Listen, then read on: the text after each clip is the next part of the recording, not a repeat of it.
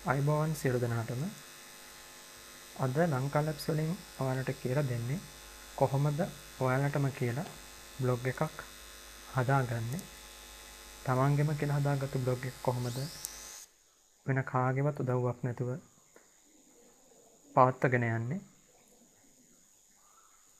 කියන එක ගැන.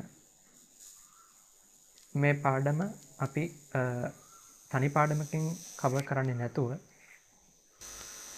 පාඩම් කිහිපයකින් නැත්නම් වීඩියෝ කිහිපයකින්ම ආවරණය කරන්න බලාපොරොත්තු වෙනවා.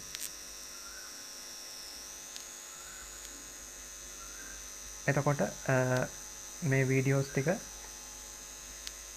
සකස් කරලා තියෙන්නේ ඕනම කෙනෙකුට වයස් භේදයක් නැතුව කරන රැකියාව හා ඒ වගේ අනිකුත් බාහිර දේවල් කිසිම බාධාවක් නොවී මුල ඉඳලා සරලව කොහොමද තමන්ගෙම කියන බ්ලොග් එක හදාගන්නේ, කොහොමද ඒකට ලිපි ලියලා ඒ බ්ලොග් එක නඩත්තු කරන්නේ කොහොමද කියන එක අපි මේ පාඩම් වලින් සලකලා බලනවා.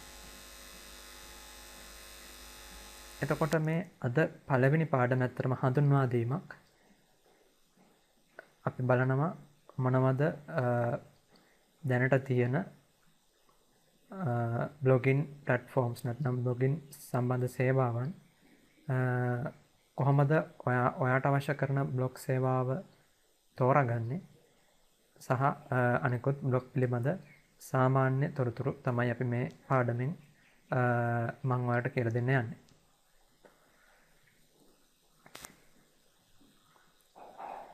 හොඳයි. කලින් කිව්ව විදිහට මේ පාඩම වලට අහන් ඉන්න විතරයි තියෙන්නේ. ඊළඟ පාඩමෙන් අපි බලමු කොහොමද බ්ලොග් එකක් රෙජිස්ටර් කරලා ඒ දේවල් කොහොමද අපි ඉස්සරහට යන්නේ සම්පූර්ණ ක්‍රියාවලිය ඊළඟ වීඩියෝ එකේ ඉඳලා මම ඔයාලට කියලා දෙනවා. හරි. එතකොට මොකක්ද මේ බ්ලොග් එකක් කියන්නේ? අපි ඕන තරම් බ්ලොග්ස් ඉන්ටර්නෙට් එකේ අපි දැකලා තියෙනවා. සමහර ලාට ඒක ප්‍රවෘත්ති සම්බන්ධ දෙයක්, සමහර විට ඒක දේශපාලනික, එහෙම නැත්නම් අධ්‍යාපනික, එහෙමත් නැත්නම් කෙනෙකුගේ හැකියාවන් නැත්නම් දක්ෂතා නිරූපණය කරන විදිහේ බ්ලොග් එකක්. මේ විදිහට එක එක අරමුණු ඔස්සේ විවිධ වර්ගවල අපි බ්ලොග්ස් දැකලා තියෙනවා. එතකොට වෙබ්සයිට් එකක් සහ බ්ලොග් එකක් ගත්තාම හැම වෙබ්සයිට් එකක්ම අපි දැකලා තියෙන හැම වෙබ්සයිට් එකක්ම බ්ලොග් එකක් වෙන්නේ නැහැ. සාමාන්‍යයෙන් වෙබ්සයිට් එක බ්ලොග් එකක් කියලා අපි වෙන් කරලා අඳුරගන්නේ ඒක නිරන්තරයෙන්ම යාවත් කාල වෙනවා නම්. ඒ කියන්නේ කෙනෙක් තමන්ගේ වෙබ්සයිට් එකට නිරන්තරයෙන් මාසයකට වතාවක්, එහෙම නැත්නම් සතියකට, එහෙම නැත්නම් දිනපතා ඒකට ලිපි ලියනවා නම්, එහෙමත් නැත්නම් මේකේ පිටු යාවත් කාලින කරනවා නම් ඒක තමයි අපි බ්ලොග් එකක් කියලා හඳුරගන්නේ. සාමාන්‍යයෙන් ව්‍යාපාර ආයතනයක තියෙන වෙබ්සයිට් එකක්, එහෙමත් නැත්නම් කෙනෙකුගේ පුද්ගලික වෙබ් අඩවියක් ගත්තාම මේවා බ්ලොග් එකක් වෙන්නේ නැහැ. ඒකේ නිරතුරුවම ලිපි අලුත් ලිපි එකතු වෙන්නේ නැත්නම්. එතකොට මම කියන්නේ කොහොමද වෙබ්සයිට් එකක් හදන්නේ කියන එක නෙමෙයි, කොහොමද ඔයාලටම කියලා නොමිලේ වෙනත් කිසිම වියදමක් දරන්නේ නැතුව බ්ලොග් එකක් හදාගන්න කියන එක ගැන තමයි මම ඔයාලට කියලා දෙන්නේ. එතකොට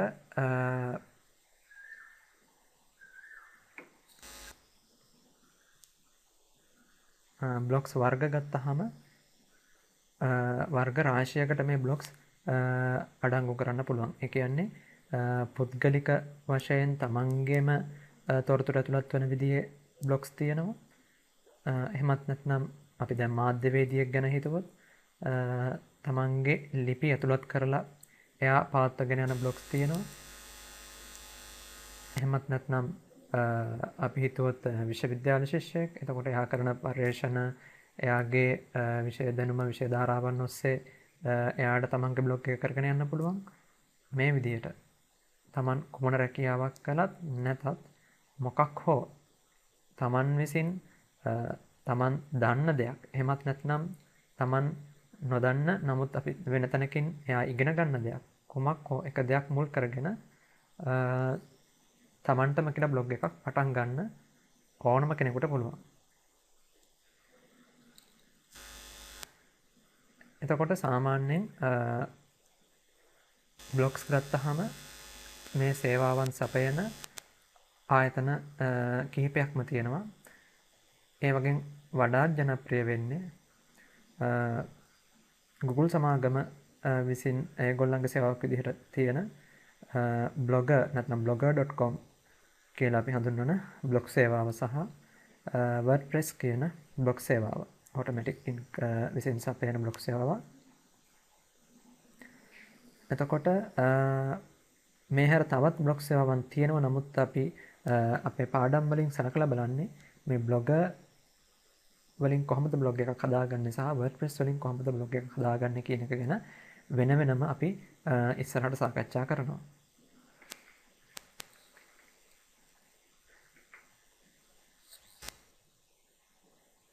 එතකොට මේ පාඩම් මාලාව ඔස්සේ අපි බ්ලොගර් ගැන විතරයි සලකලා බලන්නේ. ඒ නිසා මම ඒ ඔස්සේ වැඩිදුර කතා කරන්න. බ්ලොගර් කියන්නේ Google සමාගම විසින් දෙන නොමිලේ දෙන සේවාවක්. එතකොට ඔබට කිසිම වියදමක් දරන්න වෙන්නේ නැහැ මේ බ්ලොග් එක පටන් ගන්න සහ එක පවත්වාගෙන යන්න. ආම වශයෙන් ඔබට සර්වර්ස් වල නැත්නම් ඔබගේ බ්ලොග් එක වෙබ් අවකාශයට මුදා හරින්න කියලා නැත්නම් ඒ සඳහා අවශ්‍ය කරන ඉඩ ඒ අවකාශ සඳහාවත් ඔබට වියදමක් දරන්න අවශ්‍ය නැහැ. මේක සම්පූර්ණයෙන්ම නොමිලේ දෙන සේවාවක් නිසා. Google Maps එතකොට Google Weather, Google News ඒ වගේම තවත් නොමිලේ ඒගොල්ලන්ගේ බ්ලොග් සේවා තමයි blogger.com.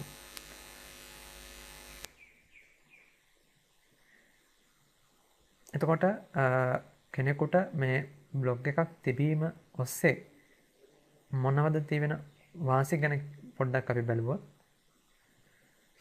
ඕනම කෙනෙකුට තමන්ගේම කියලා ප්‍රතිරූපයක් හදාගන්න. එහෙම නැත්නම් තමන්ගේ පුද්ගලික වෙබ් අඩවිය නැත්නම් බ්ලොග් එක ඔස්සේ තමන්ගේ ලිපි තමන්ගේ දැනුම අන් අයට බෙදා දෙන්න බ්ලොග් එක කියන්නේ හොඳම මාර්ගය. අපි දැන් හිතුවොත් ඡායාරූප ශිල්පියෙක් හිතුවොත් තමන්ගේ හොඳම ෆොටෝග්‍රාෆ්ස් ටික එකතු කරගෙන තමන්ගේ බ්ලොග් එකේ දාන්න පුළුවන්. එතකොට ඒ ඔස්සේ තමන්ගේ වෘත්තිය නැත්නම් තමන්ගේ සේවාව ප්‍රචලිත කිරීමේ මාර්ගයකුත් වෙනවා මේ බ්ලොග් එක. ඒ වගේම තවත් කෙනෙකුට යම් විදිහේ අමතර ආදායමක් බලාපොරොත්තු වෙනවා නම් දැන්වීම හරහා එහෙම නැත්නම් ඇඩ්ස් තුලින් ඒ ඇඩ්ස් පබ්ලිෂ් කරන්න නොමිලේම තියෙන අවකාශයක් තමයි මේ බ්ලොග් එක. AdSense වගේ සේවාවක් එකතු කරගන්න නැත්නම් ඒ වගේ AdSense තුලින් හෝ වෙනත් ad click කිරීම, ad views කිරීම හරහා යම් මුදලක් උපයා ගන්න අවශ්‍ය නම් ඒකටත් මේ බ්ලොග් එක උදව් වෙනවා. හරි, ඊළඟට අලුතෙන්ම කෙනෙක් කොහොමද මේ බ්ලොග් එකක් පටන් ගන්නෙ? මොනවද එයාට තියෙන්න ඕනේ අමතර එයා ළඟ තියෙන ඕනේ සම්පත් කියලා හිතුවොත් ඔබට අවශ්‍ය වෙන්නේ අන්තර්ජාලය සහිත පරිගණකයක් විතරමයි. වෙන කිසිම වෙනත් උපකරණ එහෙම නැත්නම් වෙනත් මේවලම් ඔබට අවශ්‍ය නැහැ. ඇතැම් විට ඔබට ඔබගේම ජංගම දුරකථනය තුලින් පවා එහෙම නැත්නම් තමන්ගේ ඊමේල් ගිණුම හරහා උනත් මේ බ්ලොග් එක පටන් ගත්තට පස්සේ ඒක යාවත් කාලින කරගෙන යන්න පුළුවන්.